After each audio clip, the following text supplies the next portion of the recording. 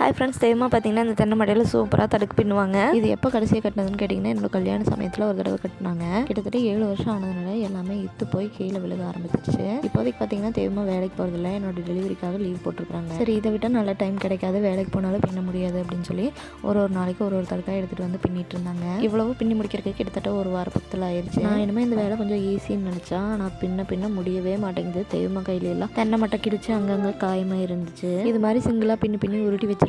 அதுக்கப்புறம் ரெண்டையும் ஜாயின் பண்ணி கட்டு போட ஸ்டார்ட் பண்ணிடுவாங்க. நல்லா ஸ்ட்ராங்காக கட்டினதுக்கப்புறம் சைடில் இருக்கிற எக்ஸ்ட்ரா தென்னை மட்டையெல்லாம் உள்ள துணிச்சிட்டு மறுபடியும் ஒருக்கா கட்டு கம்பி வச்சு கட்டிடுவாங்க. அப்புறம் உங்கள் வீட்டில் இந்த மாதிரிலாம் தடுக்கு பின்னிருக்கீங்களா, இல்லை யாராவது பின்னது பார்த்து அனுபவம் இருக்கான்னு மறக்காம கமெண்ட்டில் எங்கள்கிட்ட ஷேர் பண்ணுங்க. இதுலேயே நிறைய விதவிதமாக பின்ன முடியும். ஆனால் எங்கள் அம்மா எப்பயுமே இந்த மாதிரி தான் பின்னுவாங்க. ஏன்னா குடிசைக்கு பின்ன மாதிரி சின்னதாக பின்னா லைஃப் கொஞ்சம் கம்மியாக தான் வரும்.